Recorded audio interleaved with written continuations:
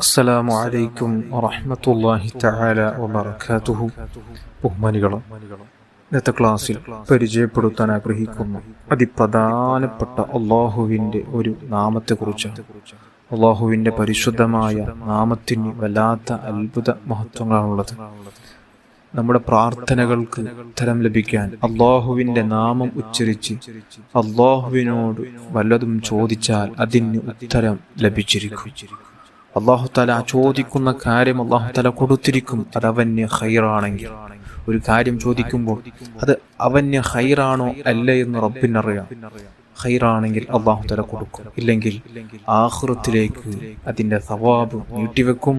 ഇല്ലെങ്കിൽ ദുനിയാവിൽ മറ്റു അവന് ഖൈറായ കാര്യം എന്താണോ അതിന് അള്ളാഹു തആല അദ്ദേഹത്തിന് അത് അള്ളാഹു തആല കൊടുത്തിരിക്കും.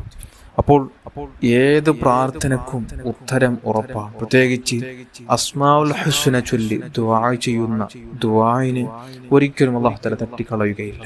അത്രയും മഹത്വമുള്ള ഒരു കാര്യമാണ് അള്ളാഹുവിൻ്റെ പേരുച്ചരിച്ച് പ്രാർത്ഥിക്കുക എന്നുള്ളത്.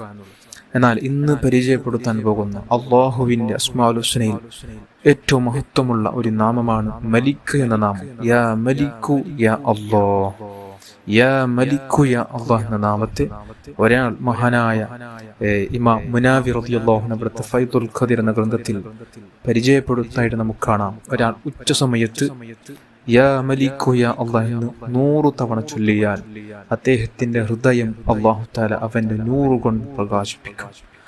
അദ്ദേഹത്തിന്റെ ഹൃദയത്തെ അല്ലാഹു തആല പ്രകാശിപ്പിക്കും.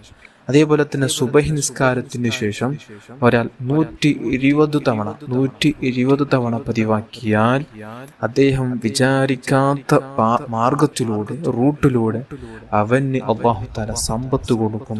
അദ്ദേഹത്തെ അല്ലാഹു തആല സമ്പന്നനാക്കും, ഐശ്വര്യമുള്ള ജീവിതം കൊടുക്കും, ഹലാലായ സമ്പത്ത് കൊടുക്കുമെന്ന് മഹാനവറുകൾ അവിടുത്തെ കിതാബിൽ രേഖപ്പെടുത്തി വെച്ചതായിട്ട് കാണാവുന്നതാണ്. അതുകൊണ്ട് നമ്മുടെ ജീവിതത്തിൽ പകർത്താൻ പറ്റിയ ഏറ്റവും സുലഭമായ ചെറിയ ദിക്റാണ് പകർത്തുക. അല്ലാഹു തആല നമുക്ക് ഭാഗ്യം തരട്ടെ. ആമീൻ യാ റബ്ബൽ ആലമീൻ.